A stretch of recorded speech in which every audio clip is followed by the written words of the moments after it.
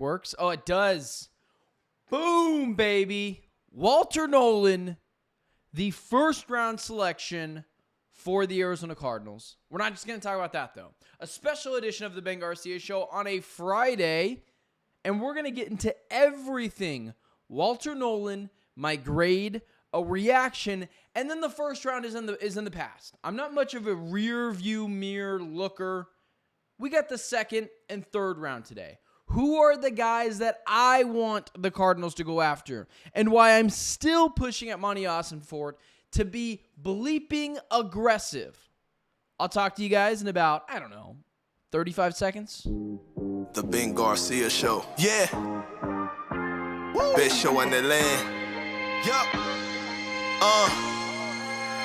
Listen. Come and get your information from Ben Garcia. Get the latest on your quarterback, running backs, and receivers. Tune in, so any other show you don't need them. Any news that he giving out, please just believe him. Giving out the latest prediction and top-notch analysis. Wanna hear the truth, better have thick skin like callus. The latest move that your team just made can be damaging. The dudes ain't speaking no facts, they just be rambling. Lights, camera, action, turn on the show, go get the cameraman.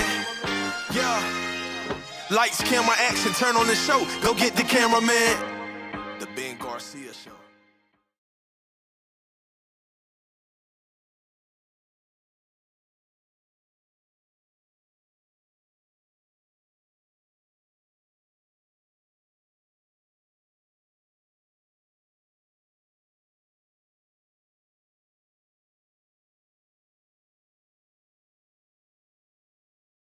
What is up, guys? Welcome into yet another edition of the Ben Garcia Show. Listen, what happens in these kind of circumstances is the mic is not working, so I got to go back there, plug in a couple of things. So listen, a couple of seconds of me off screen. This is what happens when you're a one-man band. It just happens sometimes. You are looking at the producer, director, editor, everything of the Ben Garcia Show. So what do you guys want me to do? All right. Sometimes this is just the funny stuff that happens, and it allows you guys to see the authenticity of how the sausage is made. Moving on from those awkward few moments of silence, let's talk about the Arizona Cardinals drafting Walter Nolen. Before we do that, follow me on all social media platforms at Ben Garcia Show. Don't forget to like, share, subscribe, tell all your friends about the Ben Garcia Show, and tell them that sometimes I just leave away from the camera and just allow you guys to laugh at me for a little bit. So I appreciate you guys making me a part of your day. Let's jump right into it, fellas. Walter Nolen, the new member of the Arizona Cardinals. And this was one of the, everyone has their, John Gambadero's got his Gambo 5, who he does amazing work with. PHNX Sports, PHNX Cardinals, Johnny and Bo, guys I both know, both really good dudes. I've talked about them before. I think they do their top 5 guys that they expect to be available or something like that. Yesterday I did my top 5 guys on social media, which did some numbers. And then I gave you guys the top 3 players that I think would be available at 16 and who I believe the Arizona Cardinals would realistically select. And I said Walter Nolen, Mykel Williams, Josh Simmons. The reason why I put Walter Nolen at 3rd is because I just didn't expect the Cardinals to be so redundant in one spot.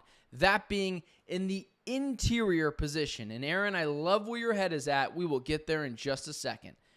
In that interior position of Dalvin Tomlinson and Calais Campbell and Darius Robinson, who plays on the inside.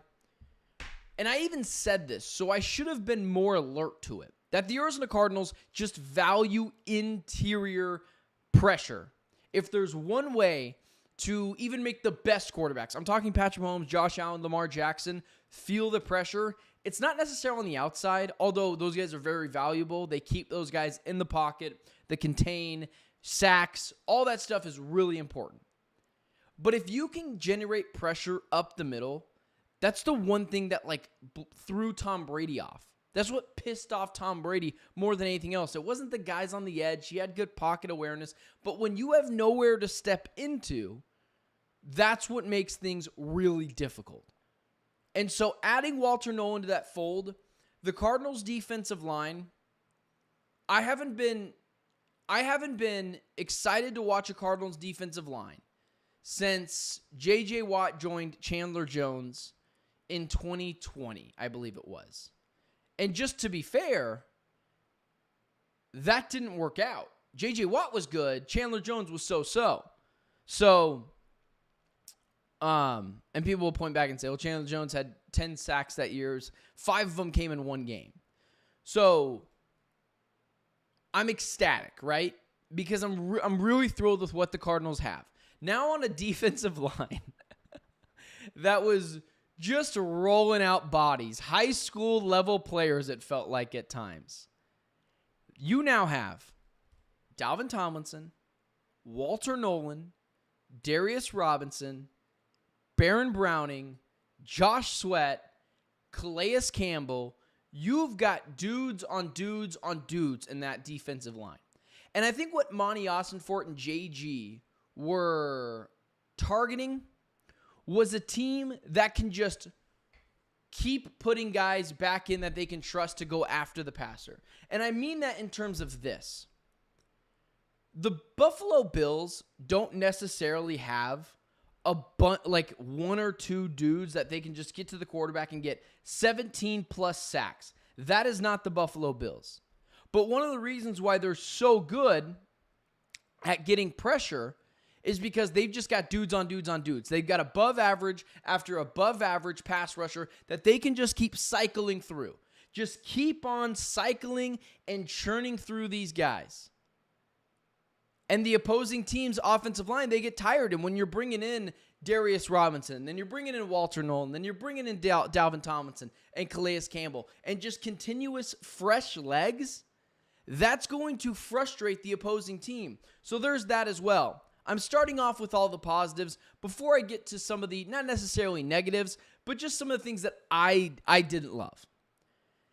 So there's that aspect of it, that the Cardinals took an approach of like, listen, we're not going to have Myles Garrett, Max Crosby, Micah Parsons on this line next year, but we're just going to keep throwing dude after dude after dude at you. And that's what Walter Nolen brings. Continues to add an element of depth and above average pass rushing to this team. And then the other thing, do you remember watching those Cardinals games last year and watching Chuba Hubbard just gash them on the ground? Do you remember watching Chuba Hubbard and Kenneth Walker in late games, late in the year, just churn out yards after yards, and the Cardinals could do nothing to stop it? That was probably even a bigger weakness than not being able to get pressure on the quarterback consistently. Because what you do with a guy like Jonathan Gannon is he's so smart, he's just manufacturing blitzes. He's just manufacturing sacks and pressure. He's bringing in design blitzes. He's confusing the opposing team's quarterback. But it's pretty hard to just scheme up guys to stop the run. That's difficult. So when you add in all these players, Calais Campbell, Dalvin Tomlinson, Darius Robinson, Walter Nolen to the fold, Josh Sweat, Baron Browning, it's going to be hard to run the ball on that defensive line. I'm not saying it's going to be a top 5 defensive line, but if this team had a top half defensive line last year, they make the playoffs, and that's the difference. Keep on adding guys to that line. So that's all the positive. Walter Nolen, a great player, a good selection, a B- guy. And then this is the part where people get frustrated with me. If I'm grading the Cardinals draft, I'm giving them a B-. Solid grade. Solidify the defensive line.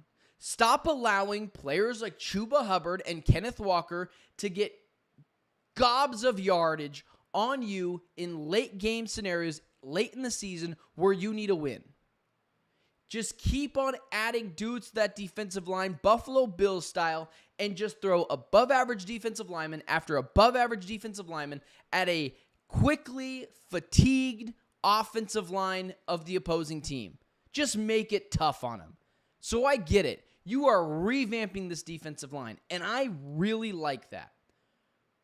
But here's the part where people get frustrated by me. I think it's a solid selection. I think it's a B-. Maybe I'm the only person here who didn't get A++s in school, so I consider a B- to be a good grade. But here's what I'll say.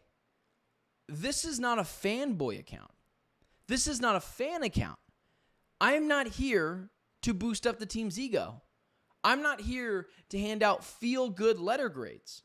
If you want to say the Cardinals get an A for last night, you're allowed to have that opinion. I don't necessarily believe that you believe that.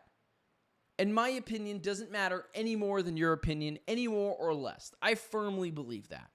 A B- is a solid grade. And I see my guy Big Bird in the chat. He's already frustrated with me. B-, good player. Physical. Continues to add to the depth of that defensive line. A good pick. There's nothing wrong with saying that's a good pick. But the one thing that frustrates me about this pick is it just feels a little conservative. And so here's where I go from the 11 minutes of being pomp and thrill and happiness and good stuff for the Cardinals. Aaron, not shots fired at PHNX. I love those guys. Jody and Bo are like some of the coolest guys in the world. So this is not shots fired at anyone. Well, that's not true. This is shots fired at some other fan stuff, but they're allowed to do that. But it's certainly not PHNX, especially a couple of guys who I don't think are fanboys. Love those dudes. But this is not a fan account. This is not me fanboying it up. I'm going to be honest with this team. And that's what gets me in trouble sometimes.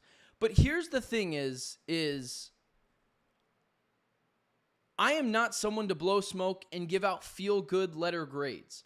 If I thought the Cardinals got an A last night, I would have told you that.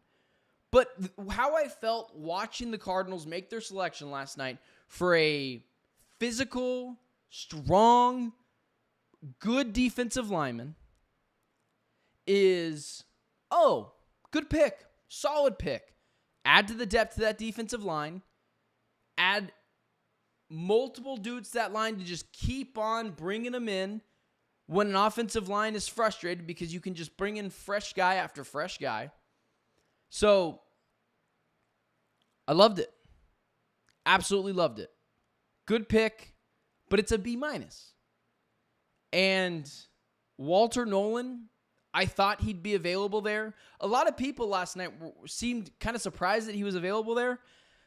I didn't think that. I thought he'd be available at 16. If I'm being honest with you, I thought they'd go Simmons at 16, although that does feel a little high. I would have understood it because Walter Nolen feels redundant of what they've done all offseason long. But here's the other good thing for Monty Ossenfort and Jonathan Gannon. They had a plan, and they saw that plan through. They said the defensive line sucks. We're fixing it. And you know what? Even though I'm giving them a B, B- grade, I can say, you know what? They had a plan. I can clearly say this offseason it was fix the freaking defense. Fix the defensive line even more specifically. And that's where I say, good on the Cardinals. Way to have a plan. But again, it's not a feel-good account. I'm not a fan account. Consider me a national guy just focusing on Arizona sports because this is the teams he loves, and he's going to continue to hold them accountable. So a B- grade, solid B grade. I just wish the Cardinals were more aggressive. And so last night, the conservative pick of taking Walter Nolen, I like it. Solid pick, good player, potentially even the right thing to do. But at some point, or not even potentially, probably was the right thing to do. But at some point, and we're going to get to this in just a second, I just need the Cardinals to be aggressive. And Walter Nolen wasn't the aggressive swing I was looking for, but I'll take it. I'm not going to complain that they got a solid defensive lineman to come in, plug up the run holes, stop allowing Chuba Hubbard and Kenneth Walker to run just for gashing and gaping number of yards on you and make it happen. So the Walter Nolen thing, all in. Loved it. Good pick. B minus grade. Solid grade. Nothing wrong with that. They didn't get a franchise-altering, changing player in this draft like an Abdul Carter. So I'm not going to give them an A+ just to make us all feel better. I'm going to give you an honest grade. So that next year, if I do give the Cardinals an A+, you know I mean it, and I'm not just giving them 2 A+ in a row. Let's move on to the second round. And I talked about aggressiveness, right? Walter Nolen, good pick. Solid pick. Stoked that he's a part of the Arizona Cardinals. Good defensive line. Or now what was a terrible defensive line now is a little bit above average defensive line with all the collection of talent you have. And if you had this defensive line last year, you would have made the playoffs. Let's move on to the second and third round. So here's the one issue I had with the Arizona Cardinals' first round draft pick. It just wasn't aggressive. And I am looking for aggressiveness. Monty Ossenfort, Jonathan Gannon, I am calling you out right here on this podcast that has 13 people watching right now. So I'm sure you're in here really caring about what I say. But I kind of like my track record, so we're going to go with it. Mike Green and Will Johnson are available. You still need an edge rusher. Baron Browning and Josh Sweat need guys to be able to help them off the edge. Go get Mike Green or go get Will Johnson. One of those two guys in this round would satisfy my thirst for aggressiveness, would satisfy my thirst for a big swing. Swing for the fences for once. I know there's a lot of people in this chat, and this is A-okay, who like to live safely. Put your money in a 401k. Put them in mutual fund stocks. I get all that. That's totally okay. You enjoy your 401k. You enjoy playing the stock market safe. You're not talking to someone who has gotten to where they've had because they've played it safe. And I've made some mistakes. In fact, I would say I've made 60% of them were mistakes. But the big aggressive swings that I've taken in my life, the other 40%, have outweighed that 60% because people have been like, you know what? This guy, he's not willing to, he's okay with failing. And I need Monty Ossenfort and JG to be okay with failing. The Cardinals have a clear need in the secondary. They need one more corner. And I totally get last night not taking Will Johnson because of some of his medicals, because of the fact a rookie cornerback, you're not so sure how much they're going to help you this year. But it's the second round now. Give up a later round pick along with your second round pick and move up in the draft. I will be thoroughly disappointed if one of Mike Green or Will Johnson is not on the Cardinals after the second round in the NFL draft. And here's why. Because aggressiveness wins in sports. Look at Howie Roseman. The dude is just aggressive on aggressive, and sometimes even I've went after him for it. The one thing, and I'll continue to say this about Monty Ossenfort, is he's not willing to be aggressive, or he hasn't shown the willingness to be aggressive. Stop playing the penny slots. Go to blackjack. Put it all in. Go play poker. Go all in. There's no need to fold all the time. I enjoy Monty. He's a good GM, but sometimes you got to take a big swing. Don't be afraid to strike out.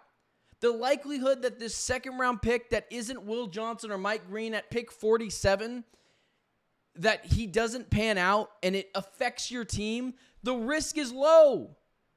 If that guy in the second round who isn't Will Johnson or Mike Green you pick and doesn't work out, it's not that big of a deal. It's a second round pick. Your first round guy, we can all agree, was a good, safe, conservative, solid pick going to do well in the NFL for years to come.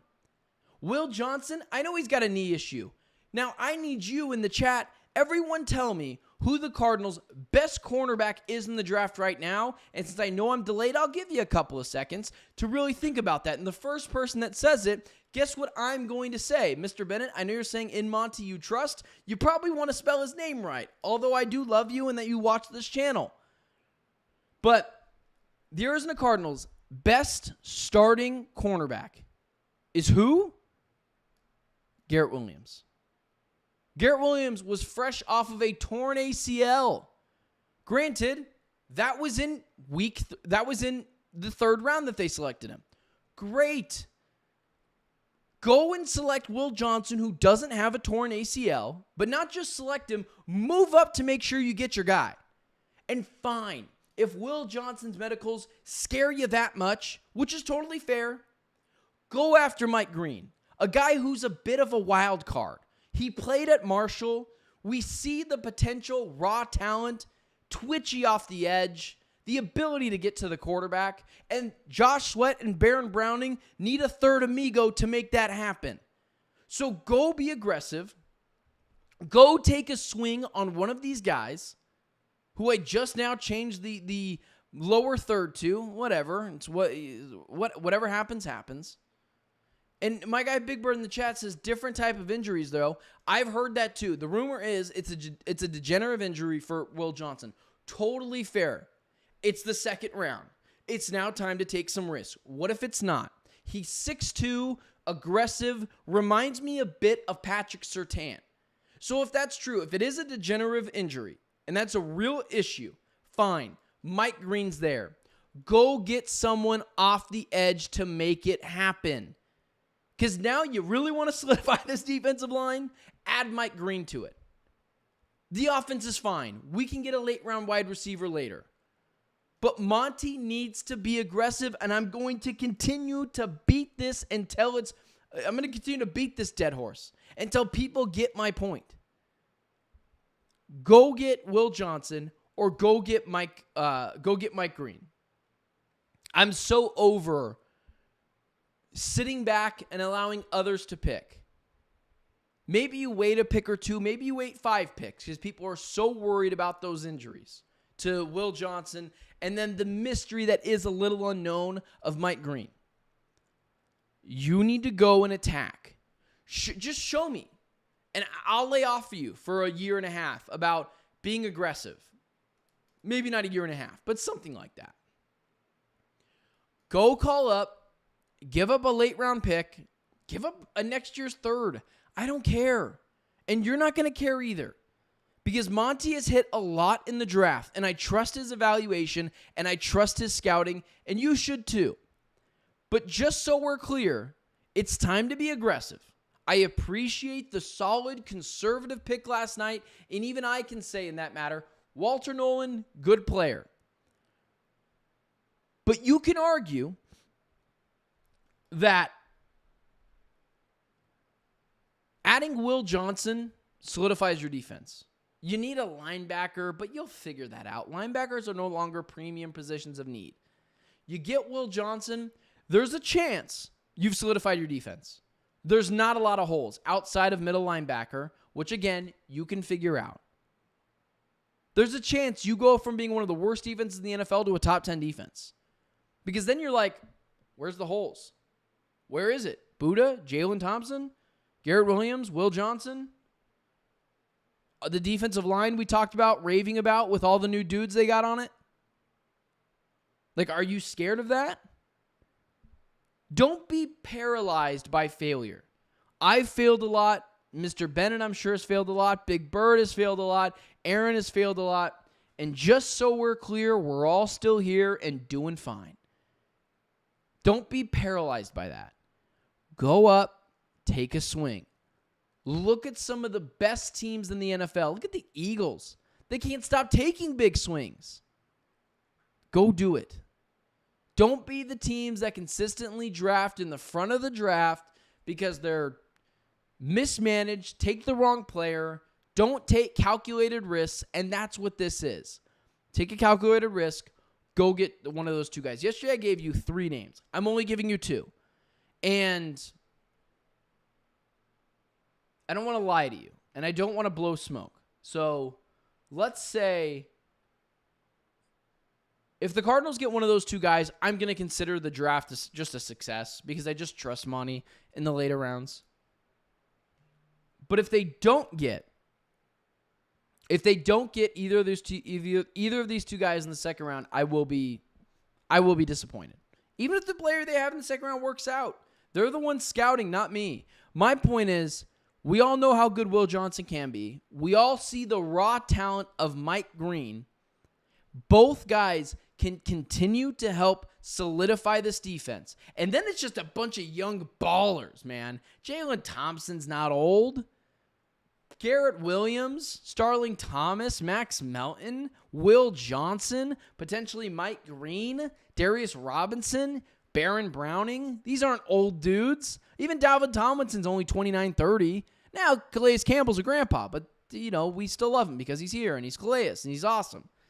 But that's where I'm landing at today, guys. And that's where I'm going to end it. Your special edition of the Ben Garcia Show. I'm going to be honest with you, just for everyone in the chat, I might stream tomorrow. I have no idea when, though. Maybe you want to turn on my tweet notifications, and I'll put out a tweet. Just turn them on for a day. I'll put out a tweet that says I'm going live. I would think I am going live tomorrow. I just don't know if I'm going to do it before the draft or after the draft, and we'll grade the Cardinals draft process. But I appreciate you guys being here. For those of you who are not normal regulars, because we did have more people in the chat than we normally do, slightly more, I do this show every day at 7 a.m. Arizona time, 10 a.m. Eastern Standard Time, breaking down all things Arizona sports, Cardinals, Sun Devils, D-backs, Suns. I'm all in it.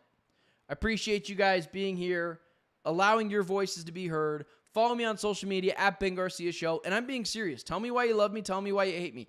At me on social media and tell me why my Mike Green, Will Johnson take is stupid and why Will Johnson deserves an A+ grade. I'm okay with that. You're not going to offend me because it's sports at the end of the day. We're not debating politics. Really, at the end of the day, none of this matters. So I appreciate you guys being here and being a part of the day. And also, Aaron, were you at the draft yesterday? Were you the guy that was getting interviewed by the Wisconsin stuff there? You need to let me know of that on social media because that is freaking awesome if that's the case, because that's my listener, baby. Mr. Bennett, I appreciate you, brother. I will talk to you guys tomorrow for sure. I don't know what time, but usual Monday through Thursday, 7 a.m. That's when I broadcast, 10 a.m. Eastern Standard Time, 7 a.m. local time. It's been the Ben Garcia Show, a special edition of the Ben Garcia Show, and I'll see you guys when? Tomorrow.